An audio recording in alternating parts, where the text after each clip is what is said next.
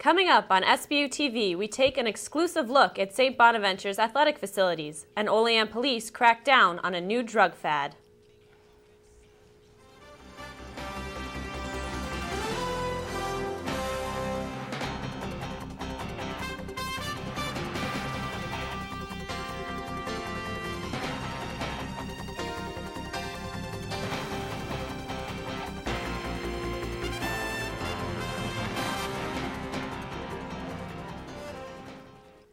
Hello and welcome to Sbu TV. I'm Erin Lowry. And I'm Brittany Whalley.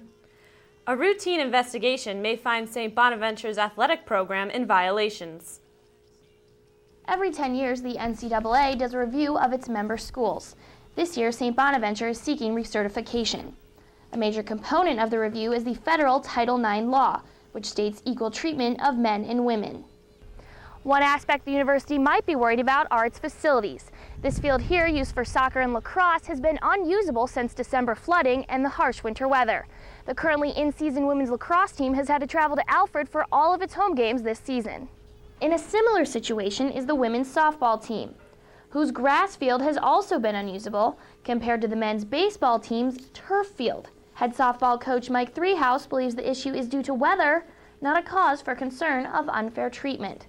You would think, you would hope, that the school would see that, over this past year especially, that lacrosse hasn't been able to play at home because of the weather. And that's a grass field. I mean, it should be playable, We haven't been able to play home yet because of the weather. They can't control the weather. But at the same time, we can control facilities that are capable of dealing with the weather. And that's what we have to get to. St. Bonaventure Athletic Director Steve Watson admits changes should and will be made to the outdoor fields. Yeah, we have some facility issues. I don't think that's no secret. It's been an issue for a number of years. It's something that I'm not proud of. Another look will be given to something Mother Nature cannot affect: indoor facilities, more specifically locker rooms. Sbu TV was given an exclusive look behind the doors of the men's and women's basketball teams' locker rooms. In the men's locker room entrance, you are greeted by a Bonnie's logo and a montage of pictures including J.R. Bremer. Behind another door are the players' lockers, roomy, with banners showing their names and numbers. Their adjacent bathroom has shining floors and sinks. On the other side of the locker room is a player lounge, complete with a bar for eating, a viewing TV, and leather couches. The women's locker room is all in one. The players' lockers surround the room, their names displayed above in laminated labels.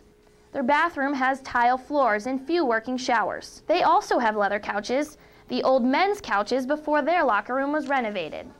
The most eye-catching part of the locker room is the moldy and waterlogged ceilings. Sbu TV has learned from the team that they have asked for the ceilings to be fixed, but have not seen the request filled. The reason the men's locker room was renovated was due to fundraising. The men have a fantastic locker room. We renovated that 3 years ago, I believe it was. It's all privately funded. We fundraised for the renovations, and it's a very nice locker room. The women's locker room, it needs to be renovated. There's some work that needs to be done there. According to the NCAA Provision F of their Title IX agreement, states equal treatment of female and male student athletes in locker rooms, practice, and competitive facilities. The NCAA will begin their evaluation of St. Bonaventure athletics this fall. For Sbu TV, I'm Shannon Shepherd. The university has hired a Title IX specialist to evaluate the facilities. Her findings will help the athletic department determine what changes need to be made before the NCAA comes in. Nearly 3 months ago, we reported on the sudden death of Sbu sophomore Matthew Dungan. New details regarding his death have surfaced. Drew Serrato reports. On January 24th at 1:30 a.m., the St. Bonaventure community lost one of its own. Matthew Dungan, a sophomore transfer from Niagara University, suddenly collapsed at an off-campus party and was later found unresponsive by the police. After the first phase of investigation, which authorities called inconclusive, Dungan's cause of death was unknown. Nearly 3 months later, all the questions and uncertainties that surrounded Dungan's death have finally been answered. The toxicology report indicated that the cause of Dungan's death was due to a pre-existing heart condition.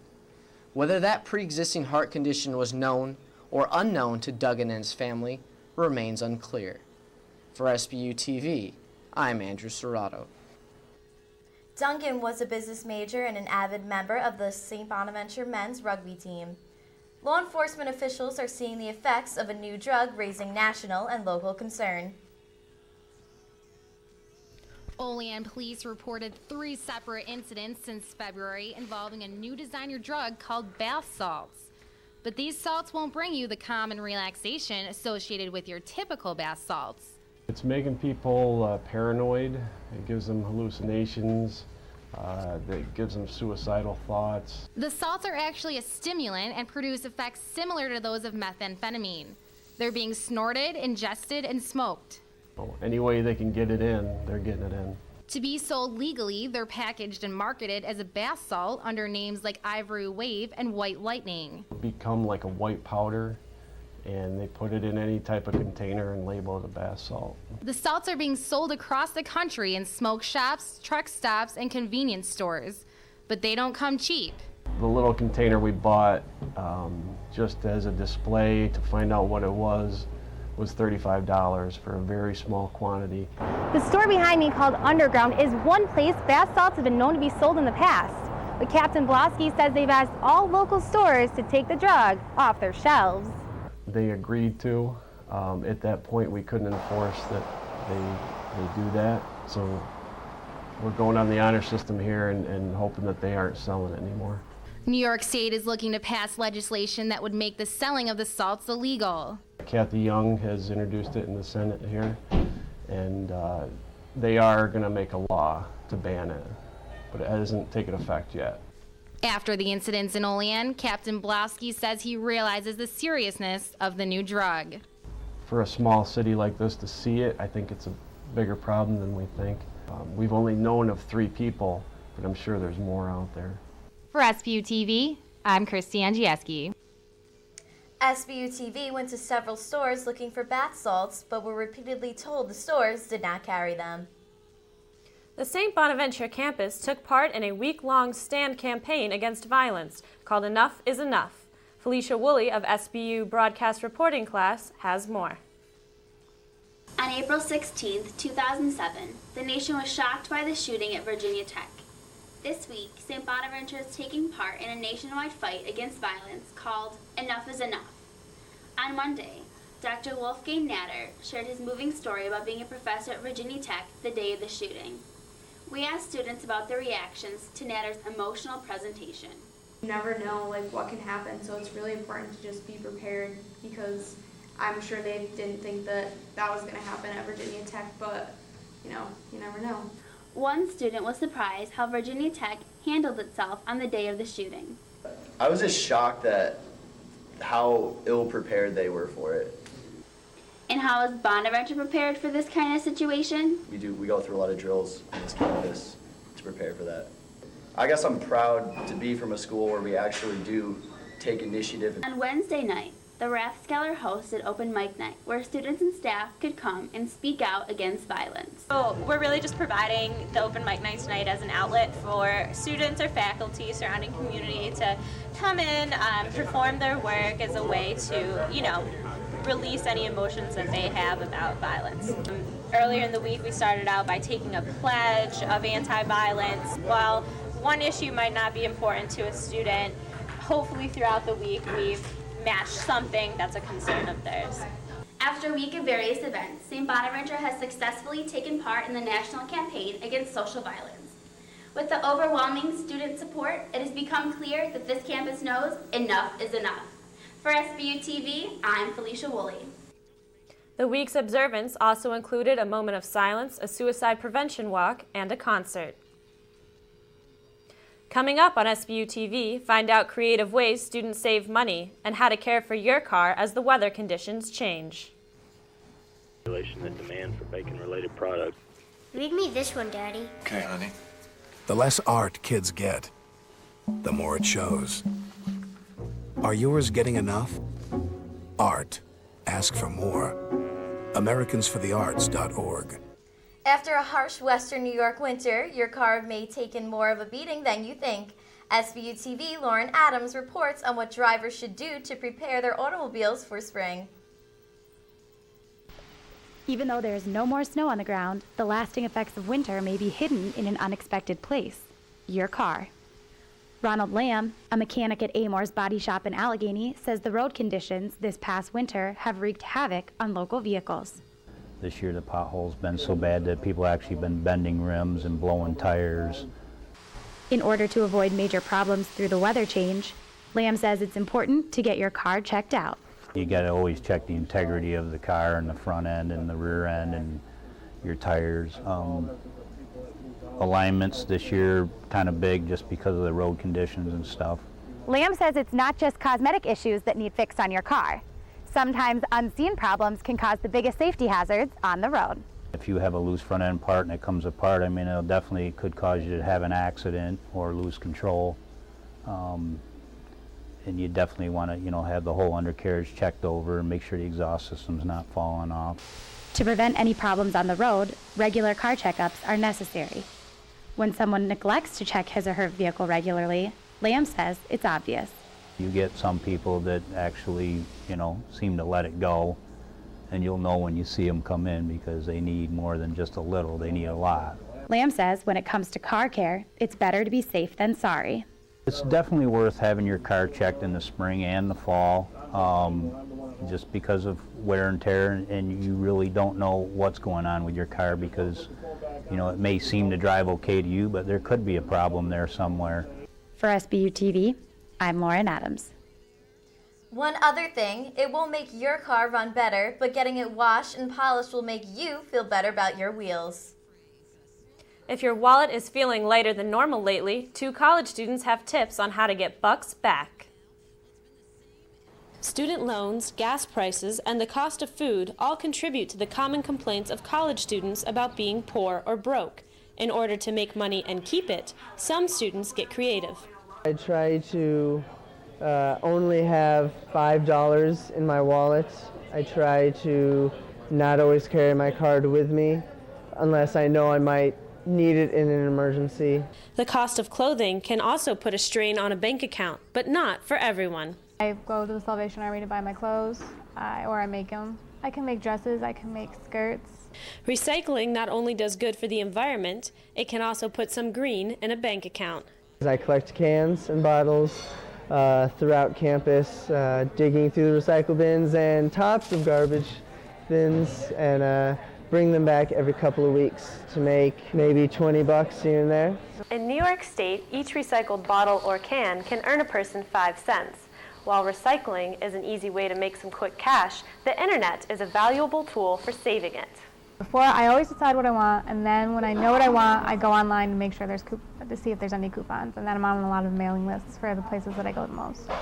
The expense of life after college motivates O'Shea to save. I know that I'm graduating in 32 days, and I'm going to need to start paying off my loans, and I'm wanting to eventually get my own apartment and do my own thing and start my life, so I know I'm going to need cash for that. Rodriguez has let the shopping tendencies of others be a lesson for her. Seeing the way people normally spend on clothing and on jewelry and on things that are just not like food or anything, but on stuff that's not really necessary, I've probably saved a lot, like in the thousands. For Sbu TV, I'm Erin Lowry. Groupon.com is one website to go to in order to find coupons for stores in your area.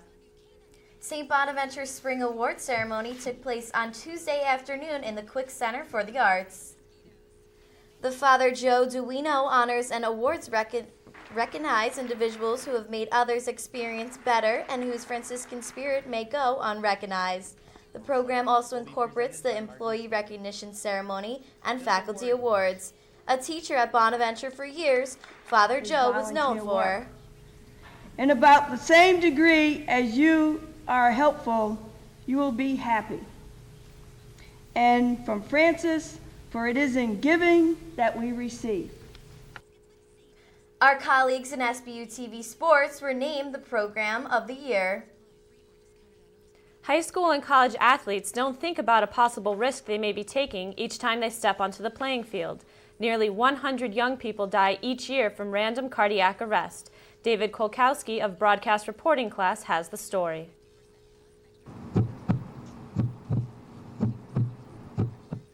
Since 1980, more than 1,900 young athletes have died from cardiac arrest. To try to avoid possible deaths, high schools and colleges are considering mandatory electrocardiogram or EKG testing that may show irregular heart rhythms in a young person. But the EKG has not been proven effective to pinpoint athletes who are at risk, and mandatory testing could cost schools up to millions of dollars. EKG testing helps in long-term situations. In an instance when we're arriving on scene is not going to prevent someone going into cardiac arrest. Testing may help long-term situations, but cardiac arrest is very unpredictable, and there are over 7 million high school and college athletes alone in the United States. For normal ambulance calls is between 5 to 7 minutes. Between that period of time, we will assemble a 3-person crew, an EMT, a driver, and an assistant. Once we're at the scene, we'll evaluate if it's an advanced life support call. So when we arrive on location, we have the necessary people. Cardiac arrest situation, we'll have the cardiac monitor with us. All BLS and ALS providers are issued to use the cardiac monitor for them, tell us whether they require to be shocked or continue CPR. The chance of a person under the age of 40 going into cardiac arrest is similar to the chance of being struck by lightning. For an EKG test to pinpoint the nearly 100 people that are at risk is nearly impossible. Instead, having trained individuals with necessary equipment would be the difference in saving a person's life. For Sbu Tv, I'm David Kolkowski. EKG testing is highly encouraged if you have a family history of heart-related problems, and all people under the age of 40 should be checked for cardiovascular disease. Coming up in sports, highlights from the Dick-Joyce Sports Symposium.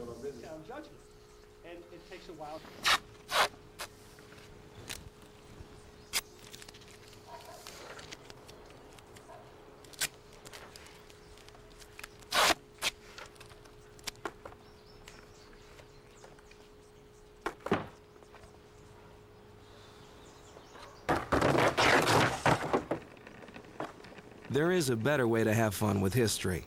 Visit americaslibrary.gov. Log on, play around, learn something.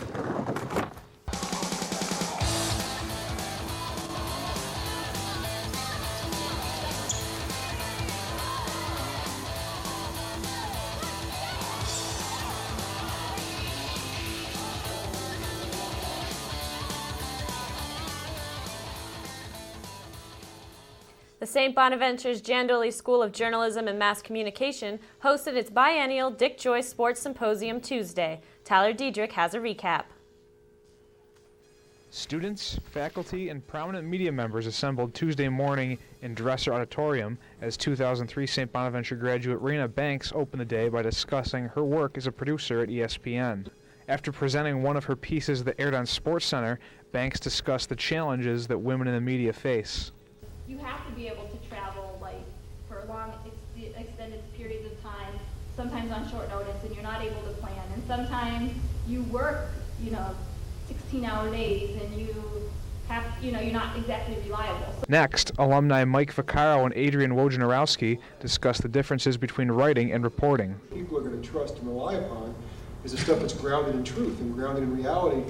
And who are the truth tellers still? Who are the reality tellers still in our business? It's those who report. Following a midday meet and greet and luncheon in Doyle Dining Hall, it was on to the day's main event. The symposium wrapped up here in Walsh Auditorium Tuesday afternoon with the presentation of the John Domino Award, followed by Boston Globe columnist Bob Ryan's keynote address, as well as a panel discussion on the business of sports. 2005 graduate Jeremy Noeson was presented the John Domino Award in honor of a 1984 graduate who worked at NBC and ESPN before his death in 1994. Moments later, Bob Ryan spoke on opinion versus fact in sports reporting. And so what I think is what it comes down to is not objectivity, but honesty, fairness, and sound judgment. And it takes a while, and an establishment of trust with both the people you're covering and the audience. A panel discussion that included alumni Jim Marchioni, an associate athletic director at Kansas University, and Eric Fisher of Sports Business Journal followed. The symposium concluded with alumni honoring retiring Jandoli School Dean Lee Coppola with a plaque. At the end of the day, many agreed the symposium was a memorable experience. They all did this for us when we were students here, and I think it's our responsibility to pass it on. And I think having Mike Vaccaro and Eric Fisher and all these guys coming back is just, a big part of, I think, the Bonaventure community. To be included with names like Paul Whelan, like Adrian Wojnarowski, like Mike Vaccaro, Jim Marchioni, Chris LaPlaca, those guys, that's Steve Mess, it's incredible. And I'll never forget it. And couldn't be happier to be here today. For SBU TV, I'm Tyler Diedrich. SBU TV's Kevin Clark had the opportunity to sit down with the keynote speaker Ryan to talk about why he became a journalist. I have an aptitude for two things in this world, maybe those only two, appreciation of sport and love of writing. It was a natural fit. But why did he decide he wanted to write for newspapers? Something that appealed to me as far back as 5, 6, 7 years old when I used to read the paper every morning, the sports page, and when I would go to an event at home in my hometown, say in Trenton, New Jersey, say go to a high school basketball game with my father. In my mind, the game never happened until it was validated in the newspaper. And that's just something inbred in me that triggered the whole thing, really. Ryan appears on ESPN shows The Sports Reporters, PTI, and Around the Horn, but doesn't consider himself a TV personality. When I look in the mirror, I see a writer, and everything else is secondary, which remains true to this day. As a writer in Boston, Ryan has covered many memorable Celtics games in the Red Sox World Series run in '04, as well as Olympic basketball. I covered the Dream Team. I'm the only person who can truthfully look you in the eye and say, I was there from the very first practice in La Jolla to the championship game in Barcelona. His favorite month is March because of one event. I love the NCAA tournament and culminating with the Final Four. Ryan's first Final Four he covered was St. Bonaventure's only trip there in 1970, but it was another Bonnie's game that he will never forget. One of the most painful experiences of my youth was the first round NCAA championship game in 1968 and Keeney Auditorium in Kingston, Rhode Island, when BC, my alma mater, Boston College, and I was a student broadcaster sitting on the stage broadcasting the game. They had a stage behind the basket. Lost the first round game to the Bonnies, 102-93. For SBU TV, I'm Kevin Clark. Ryan started as an intern at the Boston Globe in 1968 and has been there ever since. ESPN Raina Banks is a Bona alum and came back to speak at the symposium this past Tuesday. Leah Murphy has the story. A morning crowd gathered in Walsh Auditorium to hear Raina Banks. Raina? As Paul said, I graduated here in 2003. Originally, I thought I wanted to be on air. I came in wanting to be a reporter, possibly an anchor one day. But Banks quickly discovered that she wanted to do something else. I produced a documentary for my senior thesis, and by doing that, it opened my eyes to a whole new experience, and that is of producing. I liked being able to sort of have that control, to be able to, figure out the logistics and, put it all together. Banks produces features for the show Outside the Lines on ESPN. I'm working on 2 stories right now, for example, one on 7-on-7 football and one on NBA players playing cards. Banks and her husband both work at ESPN and just had a baby girl 3 months ago. Banks is already back to work and figuring out how to balance it all. We work opposite shifts. Since he works nights, that allows him to be home with her during the day and we don't have to worry about childcare. And then at night when I relieve him, it's just sometimes unfortunate because I have to be on the phone. I'm, making phone calls, setting up interviews, while I'm trying to feed the baby and change her, and I have him on speakerphone and she's crying. Banks has her priorities in order. Look, my family's coming first. I love my job, I love what I do, but I'm not going to compromise on how I raise my family. For SBU TV, I'm Leah Murphy. Raina's baby name is Fallon, which is Gaelic for Women of Power.